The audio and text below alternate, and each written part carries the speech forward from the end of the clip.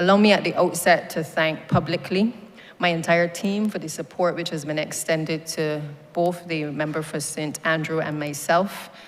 We lost the Chief Technical Officer, Mr. Philip Tudor, in October of 2023. And many of you would recall that with his passing, it became clear that the technical team in MTW lost over 40 years of experience and institutional knowledge. Since then, we've made some changes internally, outsourced professional expertise and skills where necessary to augment the ministry's technical team, and we've also benefited from additional engineers who, albeit relatively inexperienced in coming to the ministry, have equipped themselves to deal with the myriad of issues facing our aging infrastructure. Mr. Chair, the ministry has responsibility for the operation of 13 depots across the island, the licensing authority, the drainage unit, the government electrical department, maintenance, repairs, and rehabilitation of our road network, including highways, residential roads, tenantry roads, cart roads, bridges, our retaining structures and culverts, the provisioning of street lights, sidewalks, traffic management, drainage, and signage. It is also responsible for public transportation services through the auspices of the Transport Board and Transport Authority. Mr. Chair, at first glance, you will notice that this year's allocation under Head 40 stands at $128,926,124, of which $101 million represents the non-statutory expenditure of the Ministry of Transport and Works. This allocation under this head marks a reduction of $6 million from last year's allocation of $134 million, but should not in any way be taken as a reduced allocation for the rehabilitation of the island's infrastructure. Indeed, it is quite the opposite. It is a fact that we are spending more on infrastructure now than we have ever done under whether it has been a Barbados Labour Party administration or a Democratic Labour Party administration. And I do not have to remind anyone in the course of this opening or in this debate that for 10 years prior to us coming to office, little or no maintenance was done on our roads, and in particular, the attitude of the then leadership suggested that things like potholes were merely transient inconveniences. We all know it well. Last year alone, we injected $35 million in addition to our budgeted expenditure on the Accelerated Mill and Pave program, which saw over 70 roads being milled and paved. And why, Mr. Chairman? Because we recognize that especially with climate change, a number of our roads were deteriorating faster than expected.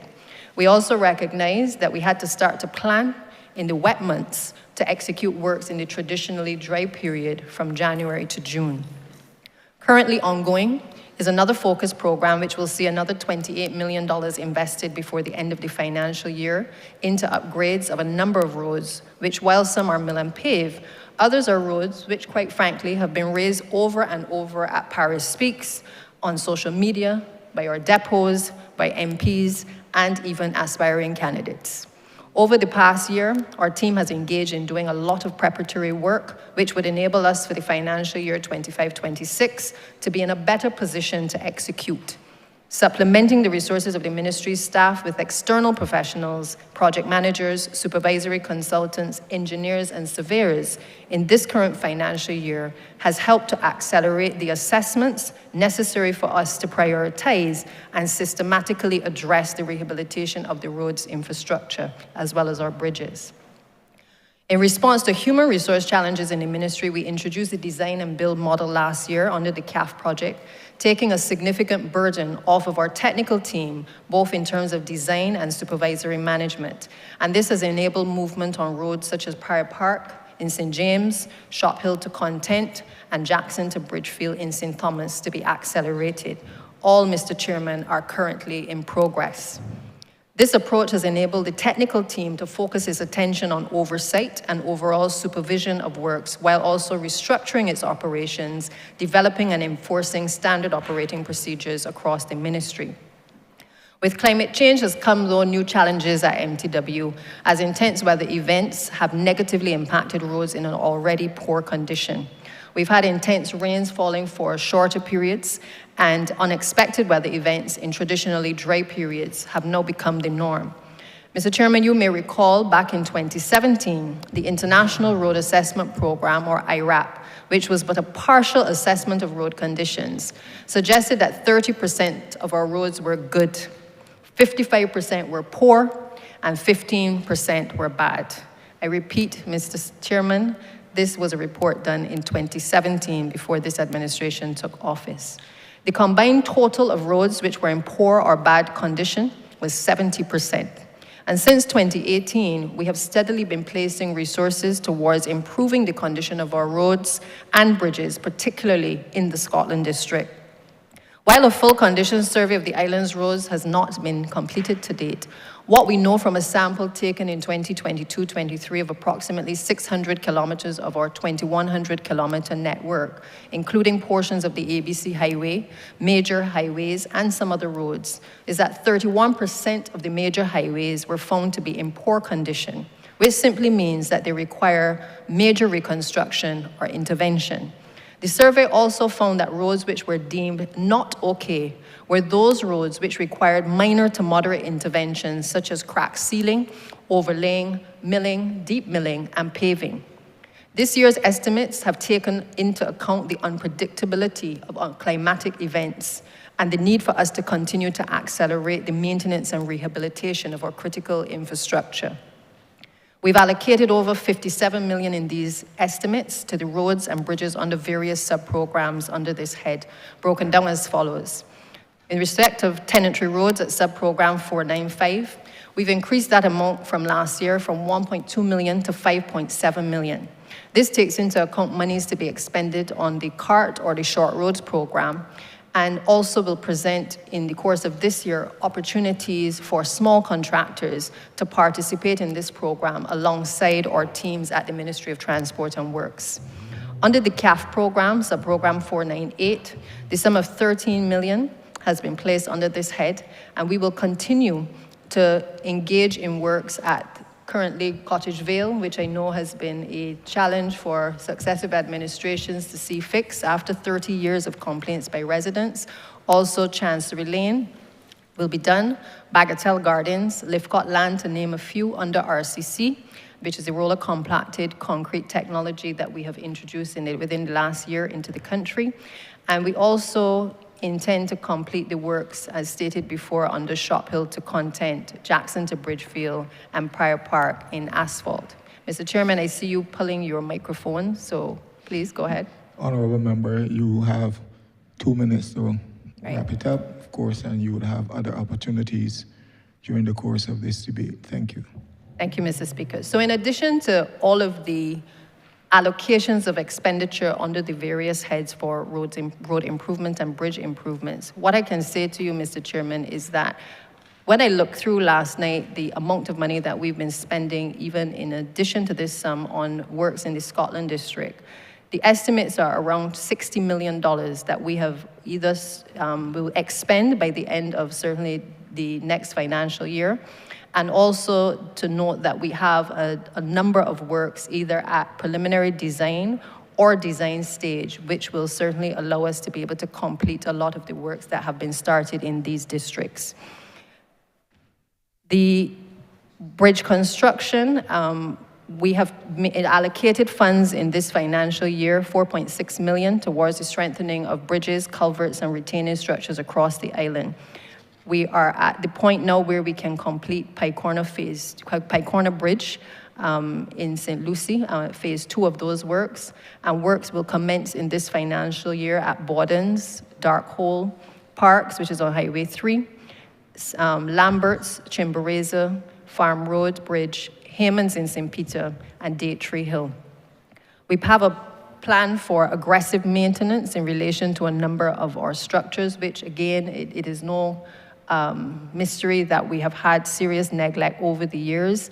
And at this stage, we have determined that we have to allocate the necessary funds to ensure that we improve the condition of our bridges across the country. So you will see the rollout not only of rehabilitation works, but also a number of works being done in terms of assessments to be able to allow us to have the necessary designs that are necessary to improve the structures.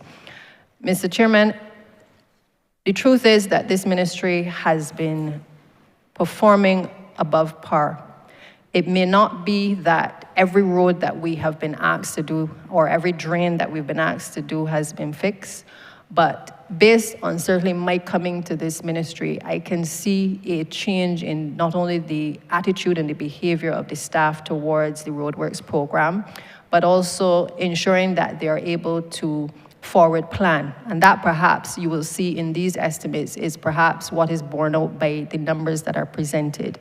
Whether it has been utilizing the highways beautification project to make sure that the depots are eased in terms of the pressure on them to be able to allow independent contractors to work on cleaning our roads. Whether it is, as I said earlier, that we are in the process of building out a new terminal at the Ferry Valley depot to be able to improve the operations of the depots at Ferry Valley. We are reorganizing and trying to rebuild and to restructure the Ministry of Transport and Works. Mr. Chairman, time, I think, does not permit me to get into all of the details in the opening, but I assure you that through the course of the engagement with all of the members of Parliament, that we will have the opportunity to go through all of the various heads. I therefore move that this head do now stand part. Thank you, Honourable Leader of the Opposition. I'm obliged to you, Mr. Chairman of Committees. If the presentation of the Honourable Member for St. Michael Southeast reads like a report card on the state of the roads, that is forgivable, since this particular ministry is one that focuses largely on infrastructure and public infrastructure with reference to roads. I want to begin by saying that this ministry, perhaps more than any other, its main feature is its high visibility. And when I say that, I'm also saying that this ministry tends to be judged by the state of roads, and it is called the Ministry of Transport as well. It tends to be judged by the state of the transport system. All highly visible, all tangible. Let us contrast this ministry, for example, against the Ministry of Education, which is a ministry that attends to intangible matters, so that I will comment and say that this ministry is easy to judge. One will say whether it is doing well by the state of the roads, and one will make a judgment as to whether it is doing badly, again, by the state of the roads and the general public infrastructure. Now, we all know that roads are a major issue in Barbados and have been a major issue for some time. One, therefore, will not resist the temptation to repair roads, or in recent times, the government has focused on repairing roads, and one will not resist the temptation to wonder that these repairs are occurring in the second half of the cycle, which is closer to an election date, but that is not a matter for discussion here today. The public wants good roads, and we all know that bad roads damage cars with two basic consequences. Bad roads diminish the income of car owners, vehicle owners, and bad roads diminish the national income because you have to buy parts sooner than you had expected so to do. So bad roads or good roads are an important feature within the general infrastructure for which this ministry remains responsible. So I don't need to make a long speech on roads. We want good roads. We have not had good roads. I am not going to join the members of the government in congratulating the ministry for its recent attention to roads. When you fix roads, you don't expect applause. When you fix roads, you've done your job.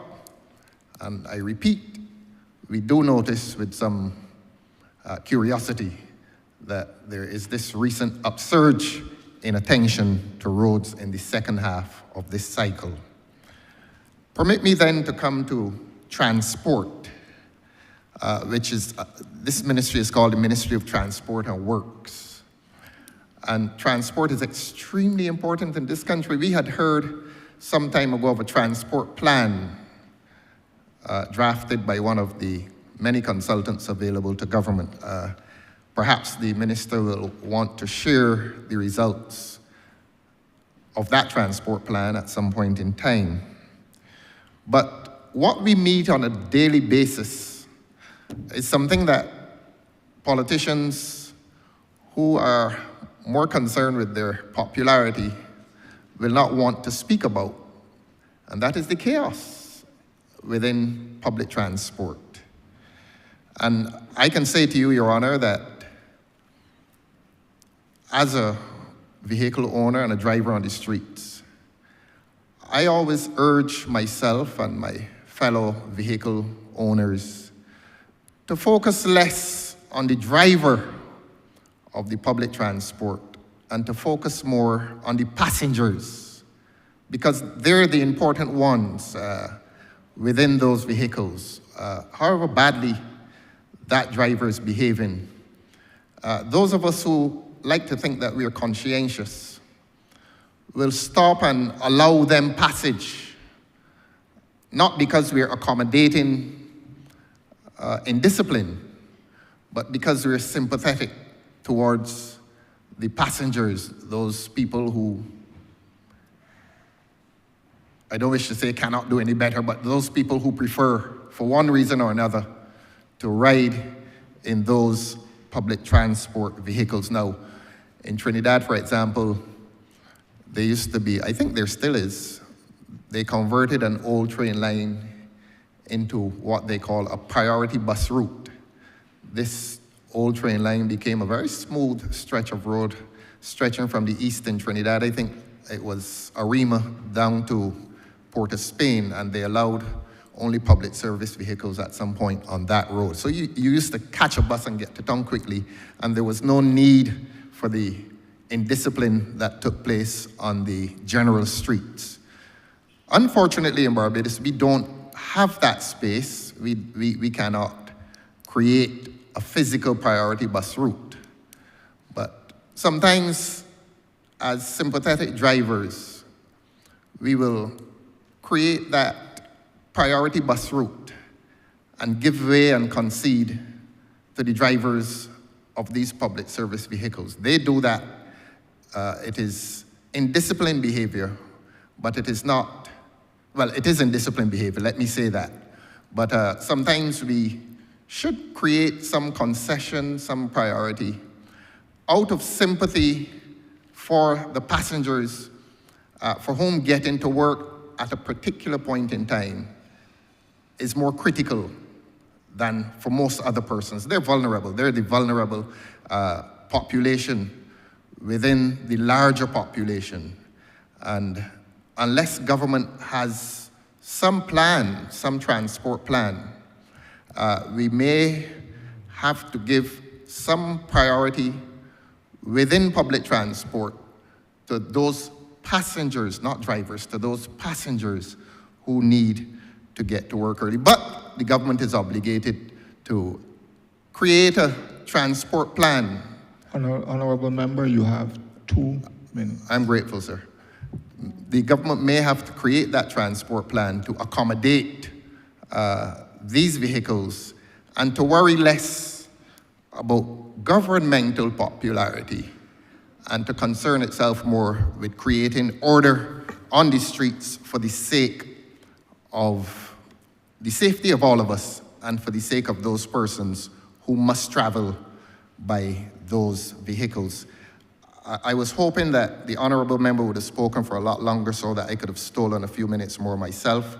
But let me just end by speaking of the need to decentralize the Ministry of Transport and Works. I know the depot system has generally worked well, but government has before it a proposal on local governance, which will create local assemblies across this country, and those local assemblies will requisition the work that needs to be done in each assembly. I think we had about 20 or 21 of them. And it will rationalize and make the work within the Ministry of Transport and Works so much easier, so that this population doesn't have to run to a politician and ask about a street light or a pothole, that there should be a local assembly which requisitions the work from within the Ministry of Transport and Works and make this important work a lot easier for the government. It is no point in 2025 for a single minister or a single ministry, centralized as it is, to be, except for the few depots, to be administering all the work in every nook and cranny of Barbados. I had so much more to say on that, but Your Honor, I will reserve it for my questions and express gratitude to you for the short time that you've given both of us this morning. I'm obliged to you, sir. Thank you very much, Honourable Leader of the Opposition. Those are the rules nonetheless. So it's not that I've given you, that's what the standing orders say. Thank you. Now, before we proceed, I will give some direction to the chair with respect to how we will manage this process. I saw within 2 minutes, they had 10 honourable members who had indicated that they wish to ask some question or they wish to have the opportunity. And as such, we know that this particular ministry is one of the ministries which touches each and every one of us.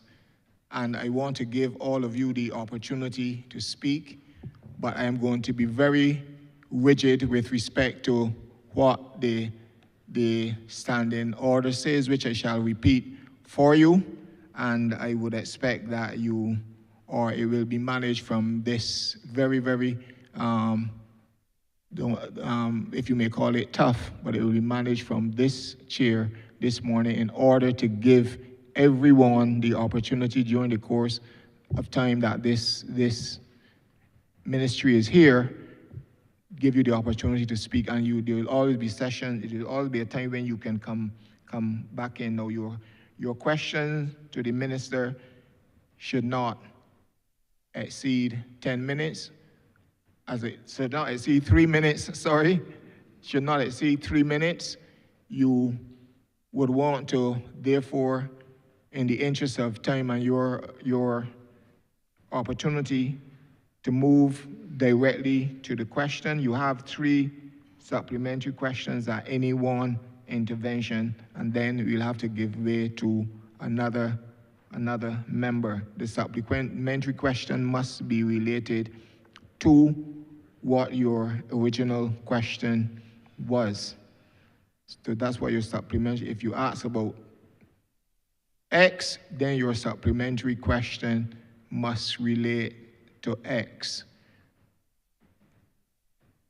And, Honourable Minister, you have 5 minutes to respond to any question raised, or you may direct any member of your team to so do, but that member has 3 minutes to give that response.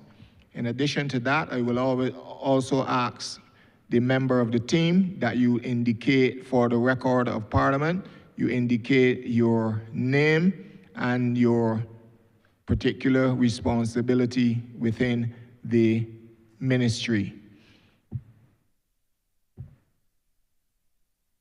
I think that is all that I need to, and if I need to come back in and indicate anything else, I will so do. So let us proceed now with some alacrity to get deep into this debate. Honourable Member for St. Michael North. Thank you, Mr. Chairman of Committees, and good morning to the Honourable Deputy Prime Minister, the member for St. Andrew, Parliamentary Secretary, and of course, all of the officials of the Ministry of Transport and Works, and everyone who is here as well. Good morning. Moving forward with alacrity, I have three separate questions. My first question relates to drainage, DPM.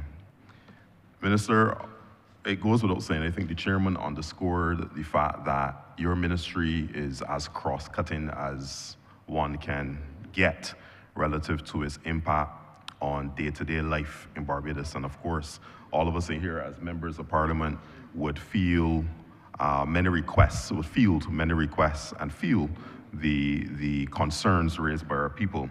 Drainage is one area in particular that within my constituency where we have concerns, and I'm sure it is across the board.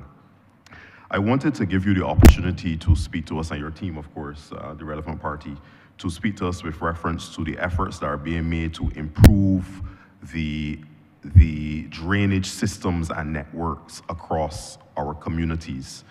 Drainage affects the ability of water to flow, which of course impacts on flooding and the lack thereof.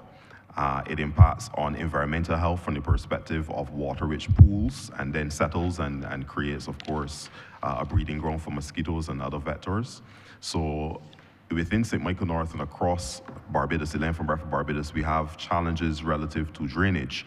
And I would love to hear from your team how much money is voted during the course of these estimates for the next fiscal, and of course, what those sums represent in terms of the actions on the ground that will improve the standard of maintaining our drains across our communities here in Barbados. Thank you. Thank you, Honourable Member. You are perfectly correct, as is the Leader of the Opposition, that the public is able to judge MTW perhaps more than any other ministry. And I know that my colleague ministers and representatives certainly feel it more than any other area, because these are things that directly impact the general public. As it relates to drainage, I want to go back a little bit to come forward. I think traditionally the Ministry of Transport and Works has been very reactionary, rather than do a lot of the forward planning that is required in order to systematically address problems. We found ourselves in a cycle where you wait until something becomes a problem and then you take that reactive measure to be able to address it. What we have focused on within certainly the last year or so is trying to identify a lot of the problem areas across the country. And let me just say, problem areas or flood-prone areas or issues in relation to drainage generally have intensified because of climate change.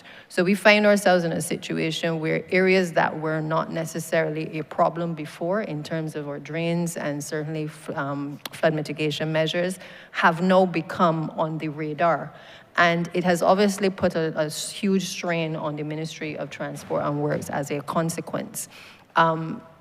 We have taken an approach over the last few months where from last year, we started the process of being able to identify a lot of these flood-prone areas that I believe have been of concern to the general public for many, many years.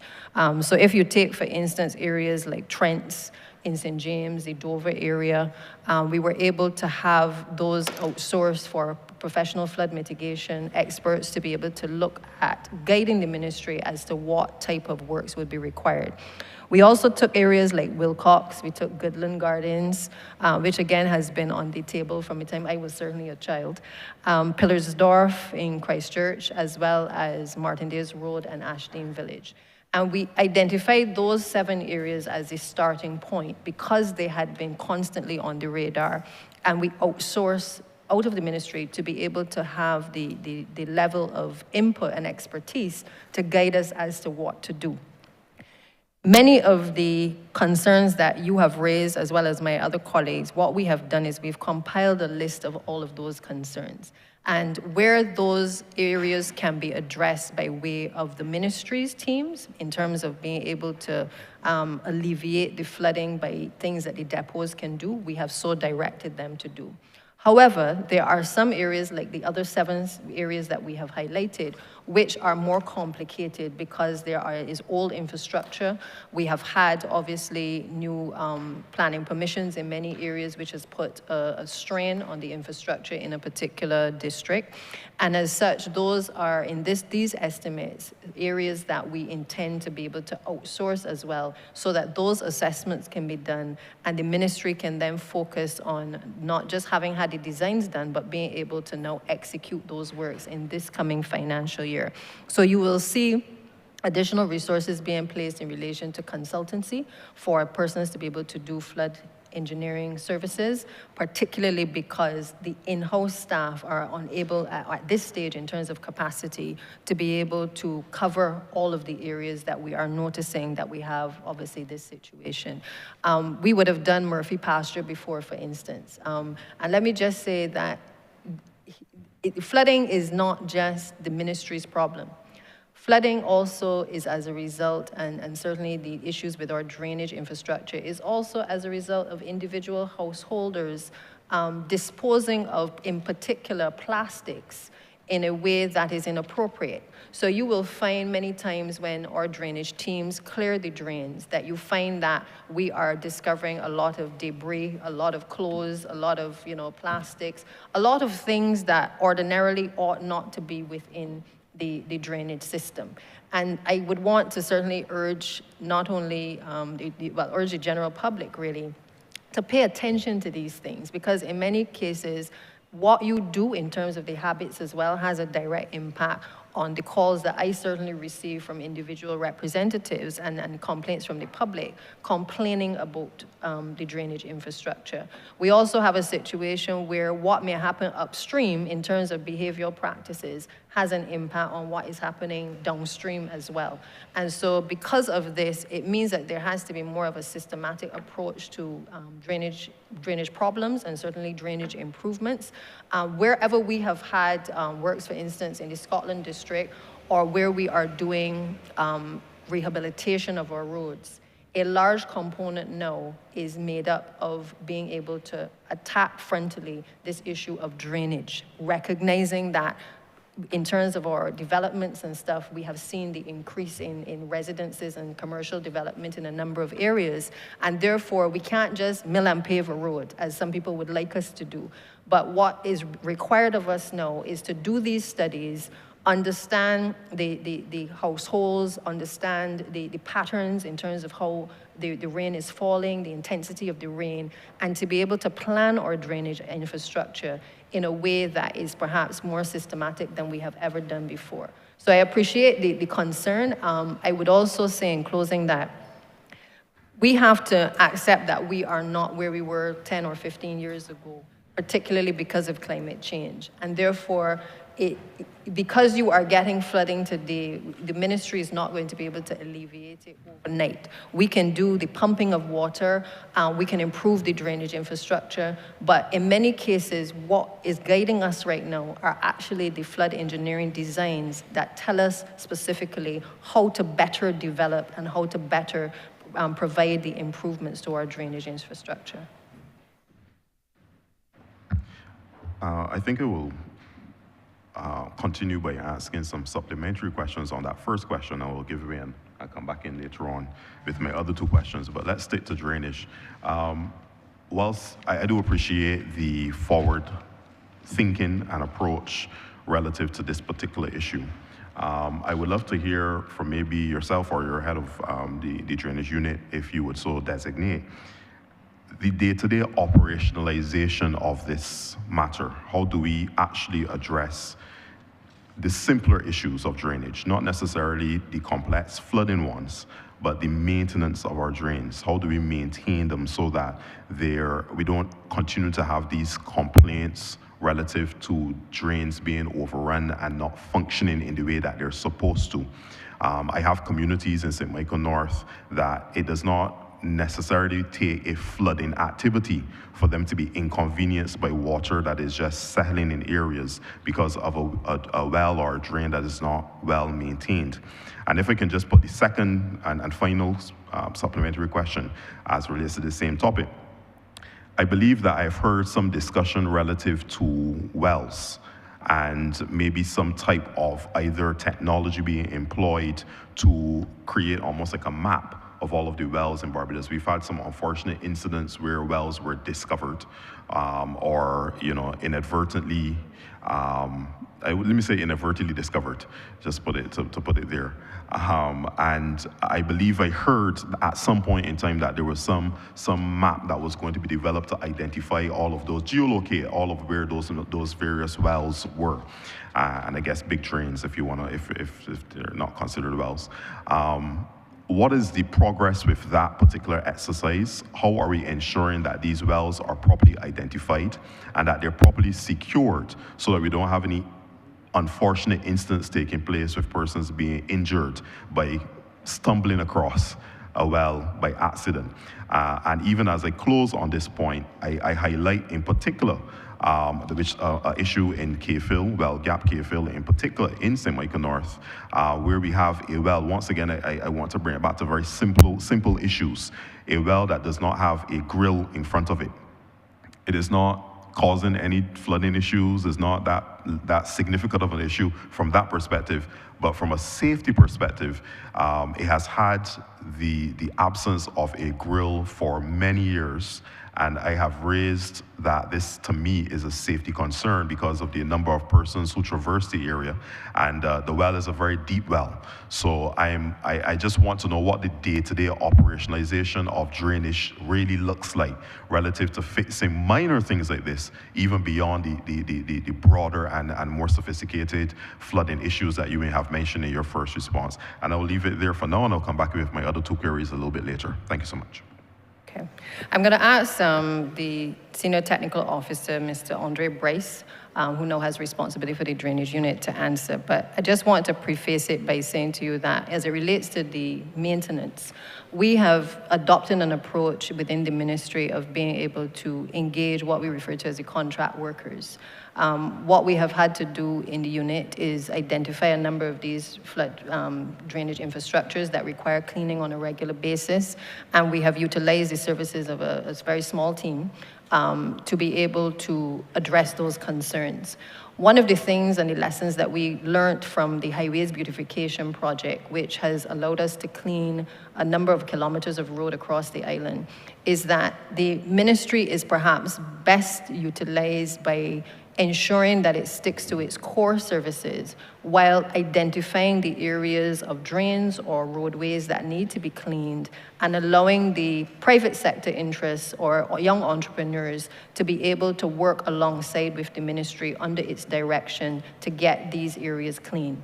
So in this financial year, you will start to see, again, the engagement of a number of entities assisting and supplementing the resources of the existing drainage unit and certainly the depots to be able to assist us in clearing the drainage infrastructure. But I'll ask Mr. Bryce specifically to address the day-to-day operations from his perspective as the senior of the unit.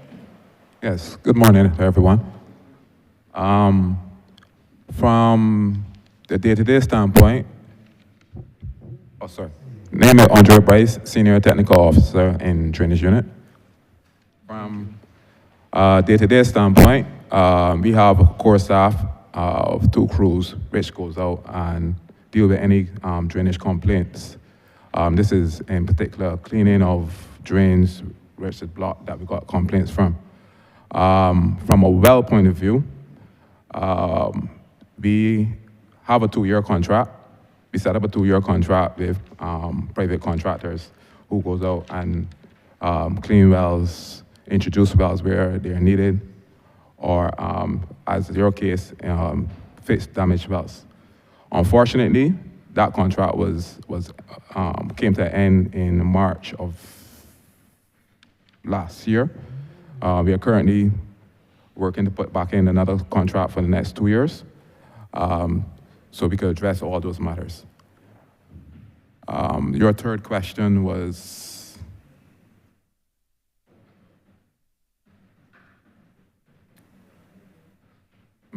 That's it. Okay, and if I can ask the acting CTO to just address the issue of the identify the geotagging of the wells, because we would have started something like that under BWA, identifying wells, but the Ministry of Transport and Works through the drainage unit has also been looking at a proposal to specifically audit wells across the country, and that is in progress. So if Mrs. Canterbury, if you can speak to that, please. Good morning, Dave Scantlebury, Acting Chief Technical Officer at MTW. There is an ongoing program for the tagging of wells. It was something we used to do years ago by hand and was very inaccurate. Of late, over the past year, what we've been doing is spearheaded by the Drainage Division, picking up, actually geotagging the wells, picking up the locations as well as the condition, et cetera, of the wells that we have. We've done a tremendous amount, more than 50% of the wells now in the St. Michael area. And what we've done, what we did last year is we created a terms of reference for the georeferencing of wells stroke Barbados. It is to be a program in 2 stages, which will take 1 to 2 years. The whole idea is that, just as you, the member mentioned, we need to deal with it quickly as a safety issue. And what we want to do is, since we don't have the persons in-house, what we've done is we've actually found persons on the outside, and we're in the process of looking to contract them this coming financial year to georeference the wells. So we know exactly what the issues are, so we can target our program, what Mr. Bryce spoke about, the program to do the fixing a lot better than we've been doing before. I know I had said that that would be my final question, but I have a third supplementary question, which is allowed, based on what was shared. You mentioned, Mr. Bryce, well, through DPM, you mentioned that there is a contract that came to an end last year and that needs to be put back in place. And this was with reference to fixing the actual wells and drains when issues have presented. I wanted to find out the timeline for when we're going to have a new contract in place, and also your internal resources, are they not sufficiently adequate for you to be able to address, let's say, very urgent matters when it comes to a well that, as I would have mentioned, that has no grill and that could potentially pose a problem if there is a safety concern? Outside of the contract for the team or the company that you may want to employ to do this, I guess, on a more regular basis, do you have teams within the ministry that will be able to be deployed for emergency situations to address these matters when they're presented? That's my final question for this particular line of questioning on drainage. And as I close, let me applaud you, DPM, and Parliamentary Secretary, for the work that you're doing in the ministry. I want to thank you on behalf of the people of St. Michael North as well for the road rehabilitation that's taking place right now as we speak in Main Avenue and Sorrel Lane. The residents are very happy with what is taking place, and I want to thank you for your team at the depot, if I may call the name, Mr. Francis and Mr. Ryan Springer. Honourable member, you may do that. Thank you very much. At another time, thank you. Thank you, Mr. Chair. Before I ask Mr. Bryce to come in, just to say that, and I want to keep reiterating it, the ministry is in the process of doing things differently. I think we are all well aware, whether it is from representation from ministers, MPs, or even as we listen to Paris Speaks, the photos online, that clearly there is a better emergency response that can take place from the ministry in terms of its resources. So the short answer is that no, internally we do not have the resources to be able to respond as quickly as we would like. And the truth is that with so many areas sometimes becoming a cause for concern, this is why these estimates, we have basically said we need to be able to increase the provisioning of works by external persons under the guidance of the Ministry of Transport and Works Drainage Unit. Mr. Price, I don't know if you want to also come in. Yes. Currently, the the contracts, we are sending out acceptance letters to, I think it was 24 contractors who bid on the contract. And as Minister said just now, we do not have the capacity within drainage to do infrastructural work. We still have to approach either the depot or we have to go to a private contractor when it comes to infrastructural works. We only have staff that could do maintenance works.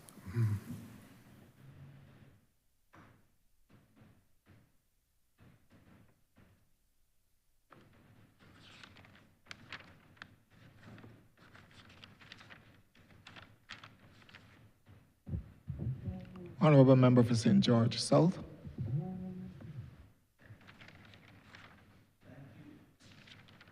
Thank you, Mr. Chair. And while I'm not here to discuss wells, I just want to I'm not in the well to discuss wells, but just want to make a little comment with respect to, my question relates to roads, but just a comment.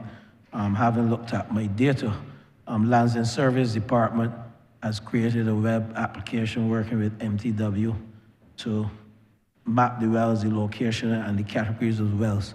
So as the Deputy Prime Minister rightfully said, there is a focus on doing things differently. Because when you have that map, then you can assess through the geospatial technology. I just wanted to make that comment. I will have my opportunity to speak when my time comes on that aspect of geospatial technology. But first, let me thank you, Deputy Prime Minister and Parliamentary Secretary, and your team from MTW for being so responsive, and also Transport Board. I can't leave out Transport Board. There's at no time at all that we call on you with respect to drainage, with respect to transport, with respect to roads, that you have failed to respond. And I want to congratulate you on behalf of the people of St. George for your responsiveness within that ministry, and I want you to keep it up, because I often get the comments that you're very responsive. However, my question relates to something that was said earlier by the leader of the opposition, because I'm not one to get into the semantics, but the facts must speak, and I know you're a person very articulate and can express yourself very well. And you're not afraid with the comments of the opposition leader. But I want you to tell the country how many roads we have built since coming to office. You only assume this portfolio when I assume mine, but I know a lot of work. When I assume mine, meaning the Ministry of Housing, but I know a lot of work was done before, and it was not electioneering that the Honourable Member spoke about in his preamble.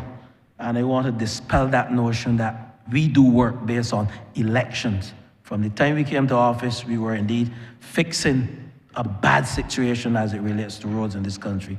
And I want you to tell the public and tell the Honourable Chamber your task, even before you became the minister, and the number of roads we have done since 2018 to 2022. And when you became the minister, the good work you have done. Over to you. Thank you, Minister. We try to be responsive as much as we can, and I keep reminding the staff that we provide a service to the country. So sometimes, even if it is just simply acknowledging that we hear you in terms of a concern, even at the very least, sometimes we have to do that before we're able to actually get the work done. So thank you for your comments. As it relates to how many roads we have done, I honestly would not want to engage in an exercise of comparing our record as a government to the last administration, because I suspect that is where you're trying to take me. But I take what I do very seriously, and I believe that the public can see for themselves that work is ongoing, and it has been ongoing on a consistent basis since we took office in 2018.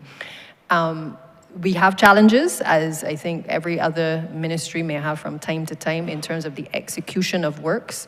But I can certainly say without fear of contradiction that if you take the record of the assessment that was done, that I spoke to in my opening, of about 70% of the roads being either in a poor or a bad condition in 2017, The truth of the matter is that with the resources that we have applied through, whether it is resources through loan financing, through the Scotland District Road Rehabilitation Project, the sum of $230 million by way of loan financing, whether it has been the 50 million US from the CAF loan that has facilitated us being able to complete a number of roads which are still ongoing across the country.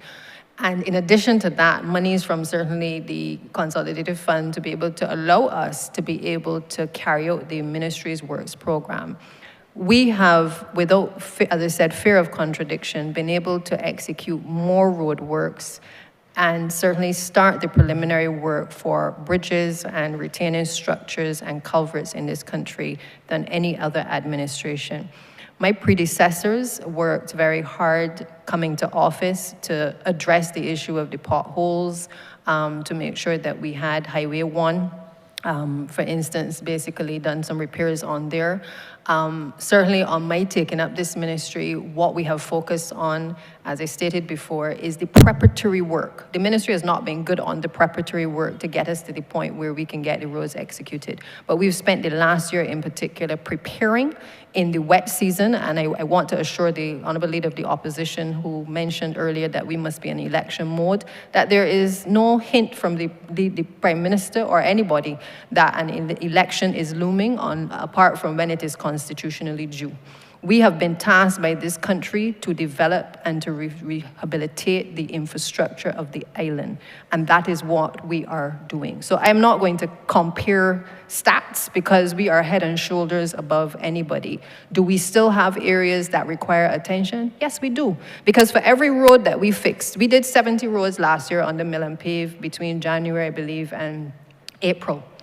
And for every road that we fixed, there was a concern that we hadn't fixed another road. So understand when you put in context 70% of the infrastructure being broken in 2017, we are constantly playing catch up on our roads. But what we are not doing is running away from it. What we're doing is planning, making sure that we have the designs where possible, making sure that we augment the resources of the Ministry of Transport and Works wherever possible as well, to ensure that the capacity is there to be able to design the roads, because nothing can get done if we do not design first and if we do not address the issues of drainage and all of the other surrounding infrastructure. So I would rather the public judge us on what we have done and not so much on what we have not done. Because on that record alone, it is clear that we have paid attention to infrastructure. I will also go further to say to you, Honourable Member, that there was a 1985 bridges study, the Didier study, which suggested that we had a lot of our bridge infrastructure that required attention, whether it was full reconstruction, rehabilitation, or whether it simply required the repairs to that infrastructure to be done. The Scotland District project allows us to be able to rehabilitate and reconstruct 8 bridges across the Scotland District. But in addition to that, what we have spent the last year doing again is making sure that we are able to assess and update that 1985 study so that we can then plan effectively how do we determine which bridges are in the worst condition, which ones we may be able to wait on for a little bit, and which ones we can do temporary repairs to. Because having not had the benefit of any studies prior to 2018, we again are playing catch up in a lot of the areas of our infrastructure. Fortunately for us, we got 2 engineers who were deployed to the ministry sometime last year. They started to update the bridge study. With that, we've now been able in this financial year, and it will continue into the next financial year, to be able to allocate almost $5 million to being able to start the process of repairing our bridges. So areas like Farm Road Bridge, Hayman's Bridge, as is commonly known as, Missam Bridge, all of these bridges that have been on the radar for way too long, we have now started to address by way of doing design. So I am in a position, Mr. Honourable Member, and through you, Chair, not to speak to what we have done alone or what we plan to do, but to say to you that we have started the process by listening to the people. And first and foremost, we have been listening to people. And for those who believe that the social media post or the attacking the ministry and highlighting things does not serve a purpose, I am here to tell you it does, because it certainly alerts us to the concerns that day-to-day ordinary citizens of this country have, and sometimes allows us to prioritize these items better. So, Honourable Minister, as I said, I will not speak to comparing records, but I hope that within the next year or so, particularly in the Scotland district, with the $60 million being spent across about 17 projects, that you will start to see, and this country will see, the transformation of an area that has been neglected for decades. You will also see that this government had promised that it would do the White Hill in St. Andrew project, and the Honourable Parlsec has certainly led the charge on that, because that is in the constituency he represents.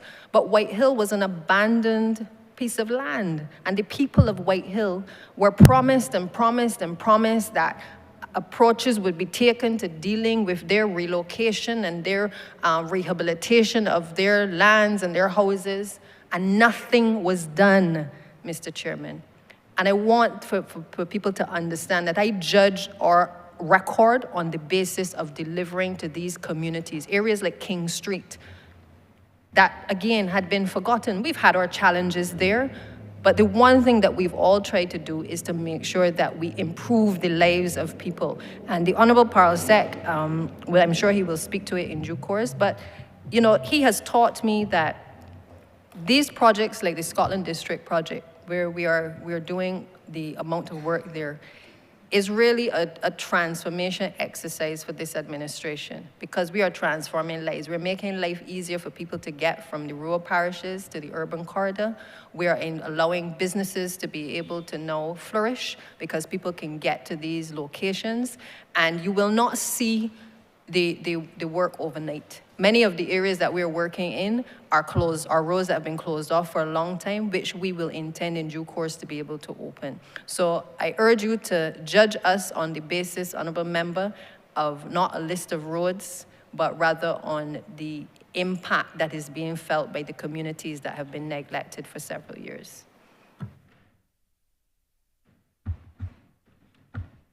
Thank you, Honourable Member. You know how I judge you, and I'm glad you were able to explain to the public your mandate to serve the people of this country. Mr. Chair, my next question relates to something that comes up very often with respect to the type of roads that we are indeed building, whether concrete road should suffice in an area versus asphalt road in an area. And I know it's a technical discussion, but I would like you all to explain to us and the public. I may have some of the answers, not all. If you ask me what type of road I prefer, I will tell you, and you know that, we've had that discussion. But the public needs to understand the whole cost analysis and the benefit and costs of the construction of the type of roads that we engage in. So I'm going to leave you with an open-ended question, and I know at the end of it, the public will be a lot clearer as to the mandate with respect to the type of roads that we're indeed building within certain areas of this country. Over to you, Deputy Prime Minister. Thank you, Honourable Minister. I will have the technical team respond with a technical answer, but I believe that it's important that I put in context a few things. Intense rainfall mashing up our roads has resulted in us taking different approaches rather than the traditional asphalt that we are accustomed to, or what we would call the tar. We took a decision as a government that while we were prepared to continue using asphalt technology, that we also had to start to consider other technologies that existed in this country. And one of the things that the technical team had said to me at the outset was that we had done what we refer to as the concrete roads. I think it was somewhere in St. Philip, back in the 60s. And those roads had stood up for, they're still standing up today. We determined that we had to start to explore other technologies, and one of those technologies was roller compacted concrete. It is not a technology that we can use on every single road, but certainly what we have been able to recognize is that while it may cost a bit more than the asphalt, it certainly lasts longer in terms of the lifetime expectancy of this particular product. What we have done as a ministry from a policy standpoint is that each year while we introduce into the works program the usual asphalt roads, we also have been determined to ensure that we add another layer of road works through the roller compacted concrete technology.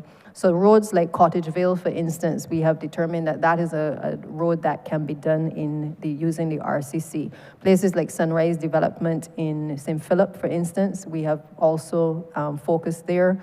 Millionaire Road, and there are about 3 or 4 others that we have actually started to use the technology.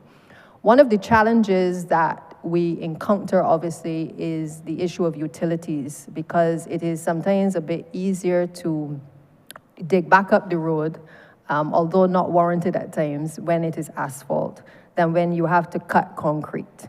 The roller compacted concrete technology that we saw as a team when we visited the factory in Texas was a technology that allowed for, say for instance, new developments to be able to have sleeves whereby a lot of the utilities were placed in the sides of the roads.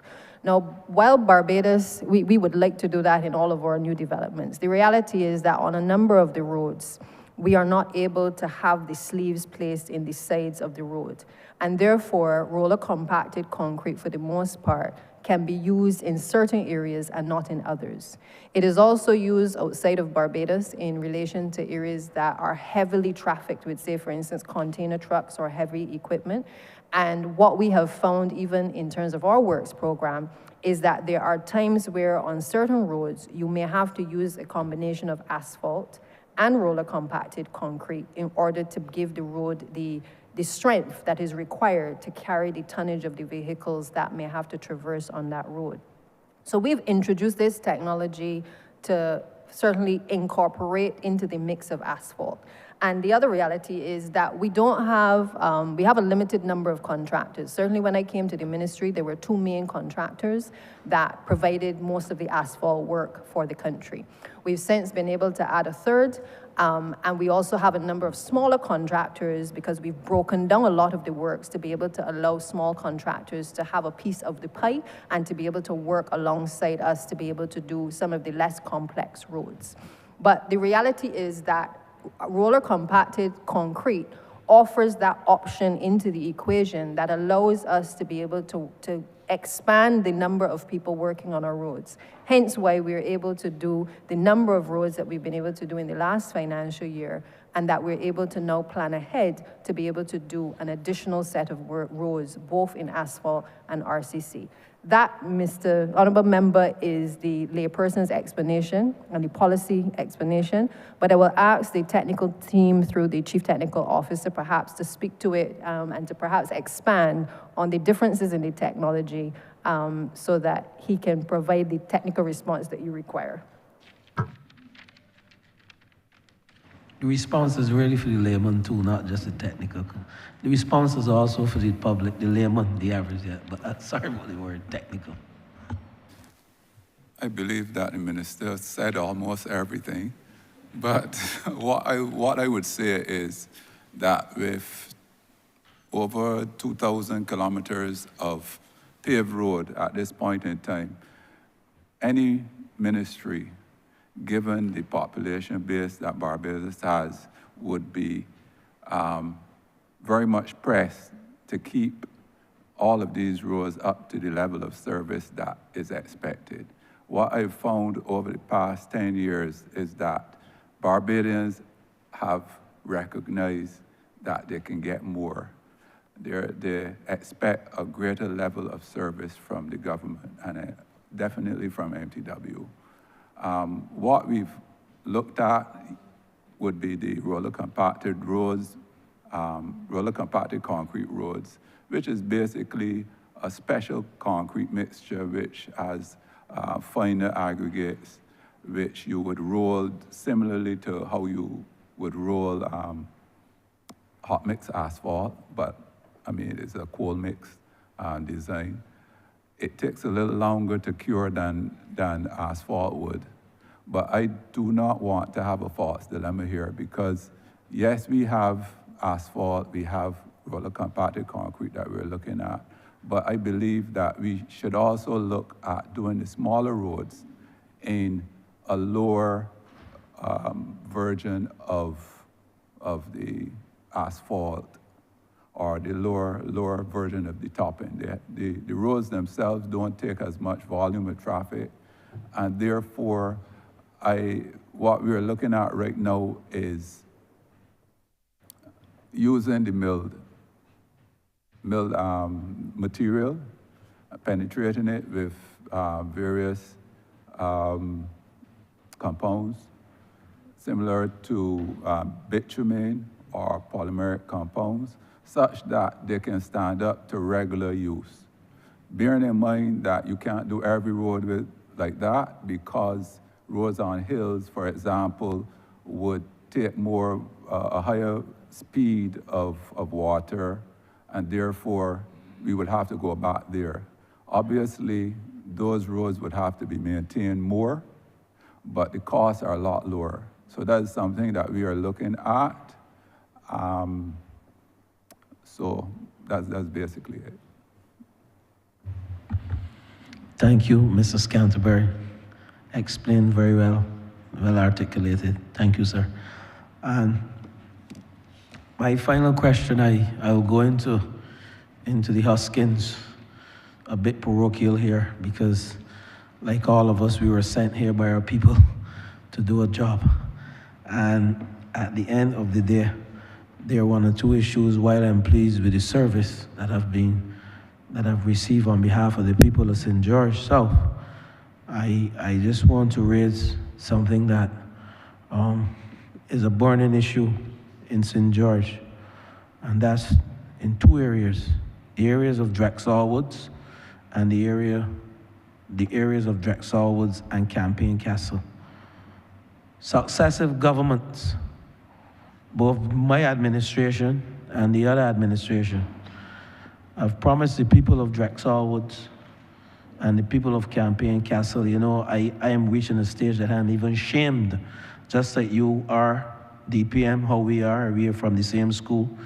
When something is not being done to the best of our ability, we raise our hand and we said, look, it has not been done, and we are ashamed. I'm not easily shamed, but I'm ashamed to approach the people of Drexel Woods and of Campaign Castle, because we visited on numerous occasions, successive governments. They were promised these roads from back in the late Tom Adams' time, and now in our present times. What are we doing for my people of Drexel Woods? There is a disabled family member at the bottom of Drexel Woods into Bide Mill, because the road loops from Drexel Woods into Bide Mill. And I am afraid that an ambulance can't get into that area. And I'm also telling you that the garbage collection don't go in that area, and they've told the people they're not coming up there. So, Lord forbid, if something happens to this young man, whom I know very well, and the ambulance can't get in, and you know, and not just him, but anyone, for a matter of fact. I'm asking that some urgency be placed in the area of Drexel Woods. I'm tired asking, and this has nothing to do with you, Deputy Prime Minister. This has to do with, from the most Sir Louis Tull time and those members who represented St. George South. So I am pleading and I'm asking, when will these roads be fixed in the area of Drexel Woods and Campaign Castle? And that's my final question as it relates to roads. Sorry that I have to get so parochial, but the people have asked me to ask the question. And I know we have visited, and again, I thank you, your team, for joining me on numerous occasions to visit those two areas. Thank you. Right. Thank you, Minister. And every MP can ask about any area because, as you said at the outset, that is why you were sent here. And I tell my staff all the time, do not get upset with any minister or a member of parliament raising these issues because the people place them in a position to do so on their behalf. So we will answer as best we can. As it relates to both locations, there are no difference from other locations which have been either put onto a list in the past and taken off, or not put onto a list at all. What I can assure you is that having raised those issues with me, what we have done is ask the technical team to go and to assess the roads. My understanding is that the one at Draxhall Woods has already been assessed, and I hope we can get a report on that very soon. As it relates to Campaign Castle, I know that the senior tech for the area had visited that particular location. That appears as though it is going to require a different level of reconstruction, and so we are in the process of trying to work out whether designs have to be done. I'm not sure that that can actually be done in-house. As you know, we've done a few others in your constituency recently. Those were more straightforward in terms of mill and pave, and did not require the involvement of the utilities or even addressing the drainage. And so I think what your question leads me to explain is really the different types of roads that exist. If you take, again, and I go back to Cottage Vale because it's 40 years since any attention was paid to Cottage Vale, but we've been able to pay some attention to it. And there are many other roads like that which have been on the front burner and then the back burner for many years. It would be great if the ministry was in a position to be able to take a full assessment and condition survey of all roads across the country and systematically start to address those roads based on their worst condition or poor condition. The truth is that with 30 seats, that we have been bestowed, we don't have the luxury of simply picking and choosing which MP we favor and which area we want to come home in a general election.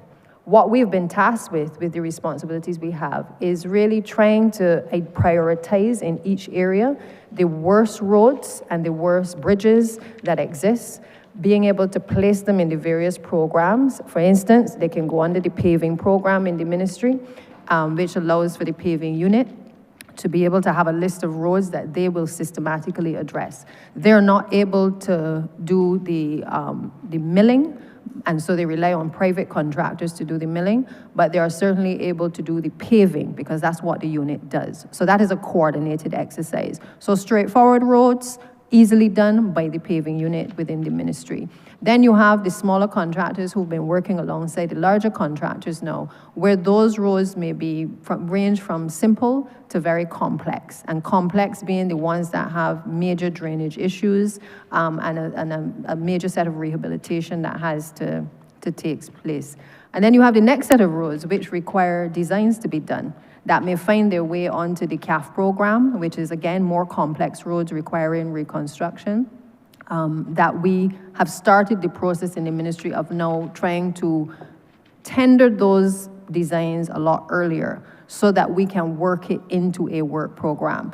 Now, I think what the ministry perhaps needs to perfect a bit better, and certainly in this next financial year, this is one of the things that we're going to focus on, is where we know that we cannot get to a road because it poses certain difficulty in terms of getting the designs done. We don't have enough funds in a financial year to be able to get to the road.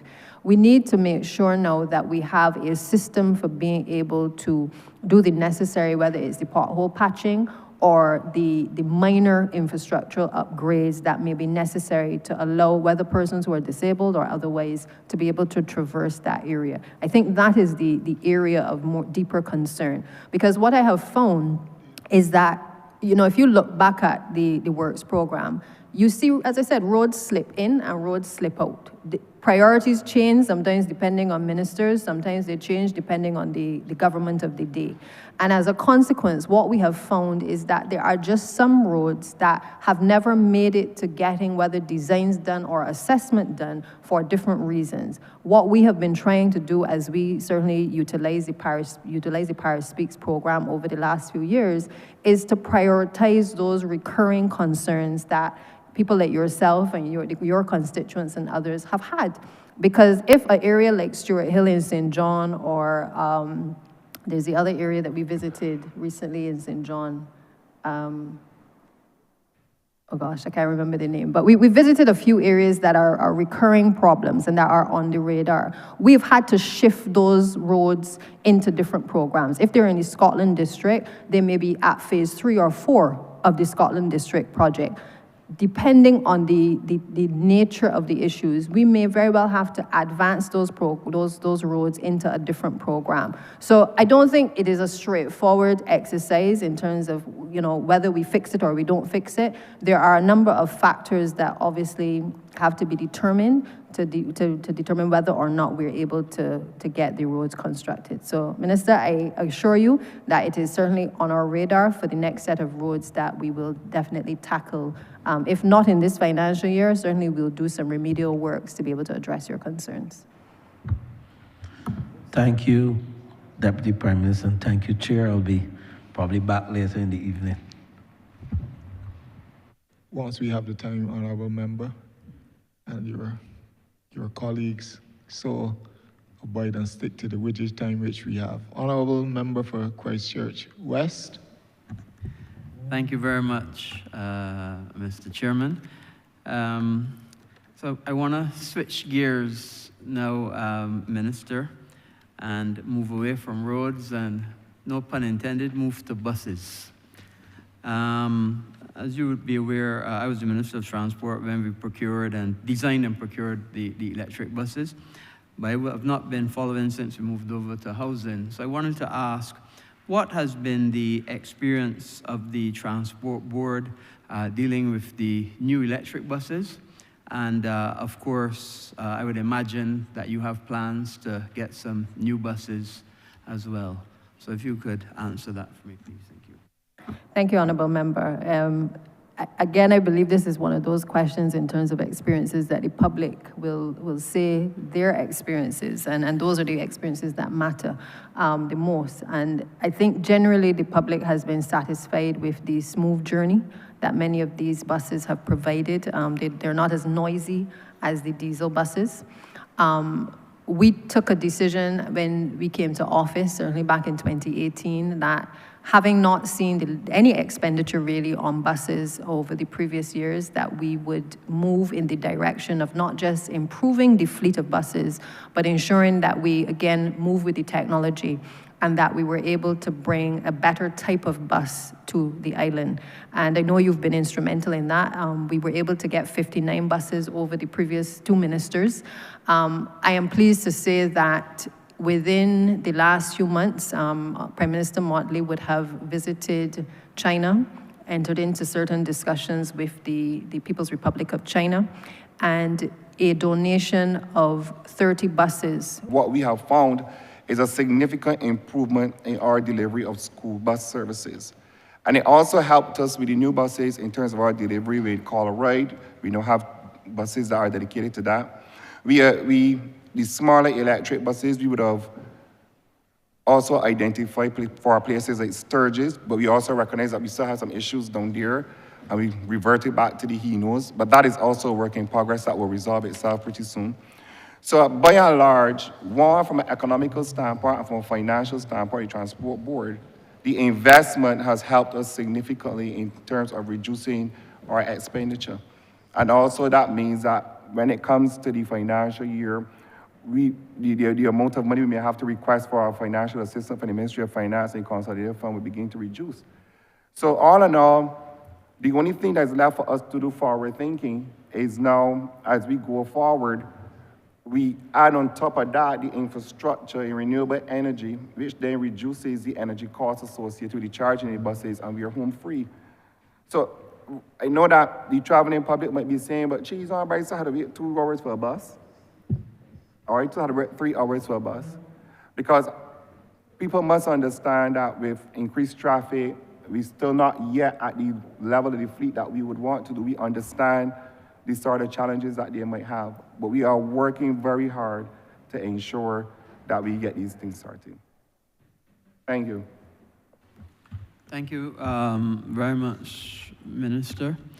And I don't know if I want to use the same thing and say switch gears, but staying with transport, Being a former minister also, another program we started was the TAP, the Transport Augmentation Program. And of course, I remember in the early days having to beg people to come and join on because it was something new and people weren't aware as to how it would work. And we had long hours with the former PS, just trying to encourage people to join on. What has been the experience now with the Transport Augmentation Program? I think, Minister, that is a very broad question, and I will start by indicating to you that we've had some challenges with the payments initially to the TAP operators, which I believe had given a lot of them a level of frustration that I don't think either yourself or any of us could ever have imagined. Certainly, we've been working to try to make sure that those payments are kept up to date, because my firm belief is if you have worked, you ought to be paid. And so we've had the benefit of working with finance to be able to ensure that the Transport Board has been in a position to be able to make those payments. The second area I think that is also a cause for concern is that we recognize that we had to dig a little deeper in terms of what would be referred to as a route rationalization, looking at where we deploy these buses, looking at new routes. Last year, we engaged the services of a consultant to be able to help the Transport Board and certainly Transport Authority as we go forward in looking at the routes that we needed to either add on, expand, or remove, as the case may be. And so those works are currently ongoing. We also take the recommendations as well from time to time from those TAP operators in terms of where they may have an interest or concerns regarding the feasibility of a particular route. But all in all, I think the augmentation of the public transportation system continues to work well for Barbados, but we still have a few challenges in terms of creating the order that is necessary. I mean, just this morning I received a message that we had some challenges in terms of a bus because one of the buses, the Transport Board bus, had not appeared on time. But one of the difficulties, I believe, was that the TAP operators had called in sick. And therefore, as you would have heard the CEO speak to, in terms of what these additional buses will bring to the fore, is the ability of us to be able to manage better the fleet of buses for public transportation across the country. So when you have shortfalls like that, it places obviously the commuters in a very frustrated position and puts a lot of pressure on the ministry. And obviously, if we can't anticipate that there are going to be shortfalls, it makes it difficult to deliver the service. So I think once we're able to get the buses, then we can better organize the system to be able to fully utilize the TAP operators. But I'll ask Mr. Wharton, the Chief Executive Officer of Transport Board, to just jump in as well. Thank you again, DPM. I think you have eloquently explained everything as it relates to TAP. But the only one thing I would add to that is that we are in conversations with them as it relates to the current operational model, and as a collective, how with the TAP groups, both the representatives and all the individual owners, as a collective to how we can improve the program in terms of the contractual obligations, some of the things in those contracts, which we recognize are not really achievable. Based on the flows through the system in government, etc., and then how we can meet them halfway and then meet us halfway in terms of addressing the very short time span as it relates to the payment for their services. I'll also use the opportunity to say that while we accept that is one of the challenges, we must also say that the TAP operators that we currently have, they work really hard. Yes, and I want to take the opportunity to thank them for the service that they have provided to us at this time. I know that some day-to-day, looking everything else, there are persons that may not follow the rules as they should, and from time to time, we will get those reports and deal with them accordingly. So I just want the public to know that you can, when we are having, whether it's a Transport Board bus, whether it's a TAP bus, and you do have those challenges, you just report it to us and we would address it. Because I know from time to time we have had some very viral videos with these sort of issues. But by and all, the TAP experience has been a good one so far, and it allows us to deliver services that ordinarily, given the size of our fleet, at the moment, we would have not been able to provide. Thank you. Just a follow-on question. How many members, how many top operators you have, and are you looking to expand it? Yes, it's 117. The new plan going forward, the optimal size would be 200 top operators. We would expect that maybe about 60%, 120 of those will be on the road at any given day because people will be facing inspection, they'll be doing repairs, whatever the case may be. And with that, we believe that in addition to the 120 electric buses, that total fleet of, let's say, 320 vehicles, and that partnership would allow us to therefore hit all of our targets that we set for ourselves in terms of delivering service and improving services. Thank you. That sounds like a wonderful success story, and I imagine that you will continue to build on it. My final question, Minister, and is roads, but not quite roads. And I go back specifically to the Complant program.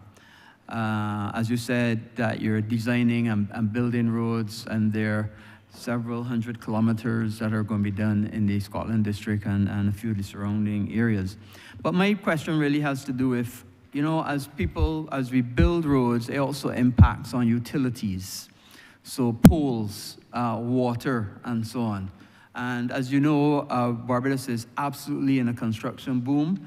Everybody can see it. But obviously that will have, or is having, I would imagine, a knock-on effect on the utilities' ability to keep up, because they're working on the other developments, so therefore can't keep up with your road construction and having to move utilities, be it water or poles and so on.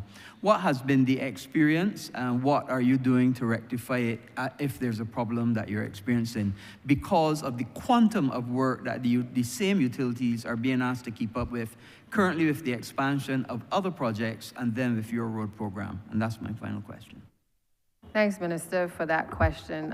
This is a troubling one, I think, not only for me, but I believe for all Barbadians.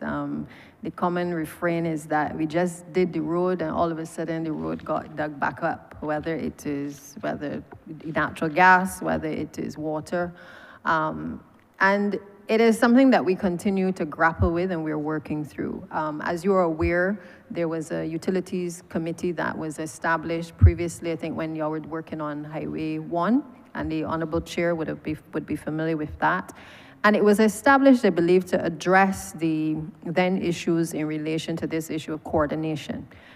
Because if we have, for instance, the MPC working on a road and we have BWA working on a road and then we're trying to build a road, eventually there's total chaos if the parties are not talking to each other and if there is not a logistics approach that says this is when you come in to do what you have to do.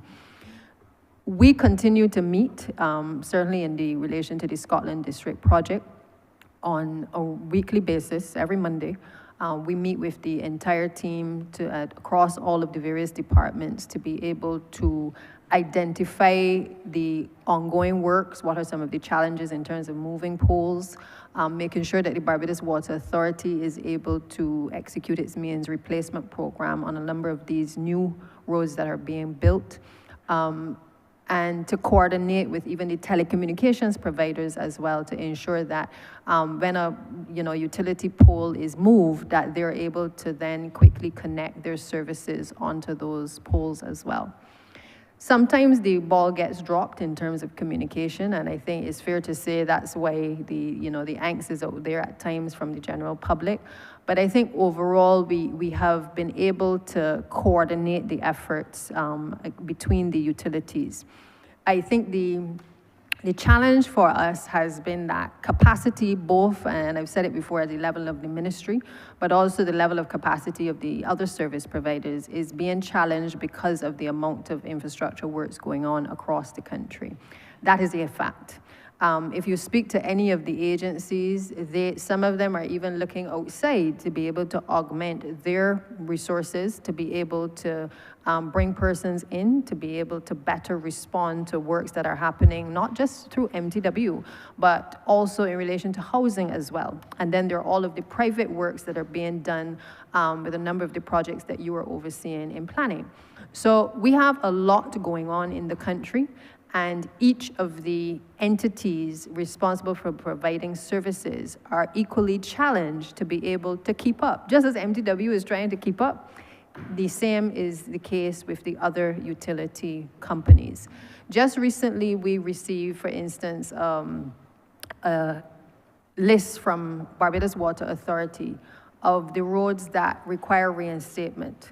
Now, this list has been around for a little while, but the challenge has been that MTW was pretty much doing a number of the reinstatements with very limited capacity, mind you, but at the same time, some of that work was also being done by Barbados Water Authority. The rates that were being charged to Barbados Water Authority were way higher than what was being charged to MTW. And therefore, we had to revisit why it is that there was a belief by some that they would charge the Barbados Water Authority more than they would charge the Ministry of Transport and Works. We are working to try to resolve those issues so that there is not only equity, but also fairness in terms of the way that we use the resources to be able to address these major concerns. Because it can't, just as we've had a fixing of the price for asphalt being put down, we believe that we have to have across the board an expectation by these contractors as to what is expected, because there's way too much work to be done. There's enough work for everybody, but we have to make sure that they're in a position to be able to do those reinstatements. And so that coordination, I think, is where you're getting at, is an ongoing process. On the Scotland District project, for instance, we've said to the minister responsible, the Honourable Prime Minister, that a dedicated set of persons need to be engaged, for instance, at the Barbados Water Authority to work on the Scotland District project. We've said it to Barbados Light and Power. We have also said it to MPC. And the reason for this, Mr. Chair, is really that this project is costing us $230 million in terms of loan financing. And therefore, everybody, all hands must be on deck in applying resources in a systematic way to being able to ensure that we are not only able to complete the project, but we are able to complete the project with as little disruption to the general population as humanly possible. And so it is an ongoing process, one which I will say that I think the government takes very seriously. What we have control over, we are trying to control, but it does require the other agencies to invest in certainly not only human resources, but also equipment to be able to better coordinate with us on the works program. Thank you. I just want to use my last minute to commend the ministry on the tremendous work that they're doing. It is a lot by any standard. And yet still with all the challenges, you're able to still produce. And just put in one plug for my plan department. We send for comments all the time. We used to have to wait some time for the comments, but I must say, the comments from the MTW are coming back to the ministry, to the plan department with great speed, and it has been a great improvement and has helped us tremendously to be able to then get applications out for the various developers. So thank you, and a job well done. Mr. Chairman, I yield back time to you. Thank you, Honourable Member. Chairman, I beg to move the House stand suspended for 5 minutes. The question is that this House is suspended for 5 minutes. All honourable members in favour, say aye. Honourable members against, say no. He thinks the ayes have it.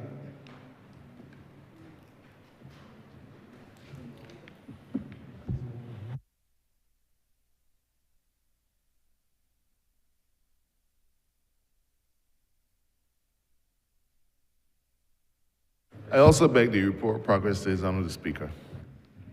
The question is that I do now report progress to his Honour the Speaker. All honourable members in favour, say aye. Honourable members against, say no. Methinks the ayes have it.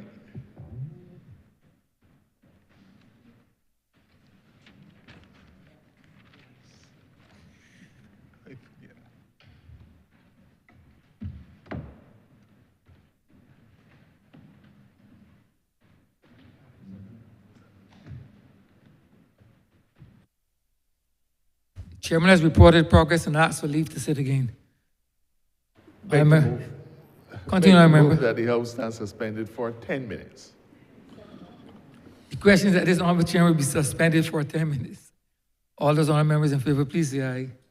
Those against, please say no. Me think the ayes have it. This honorable chamber stands suspended for 10 minutes.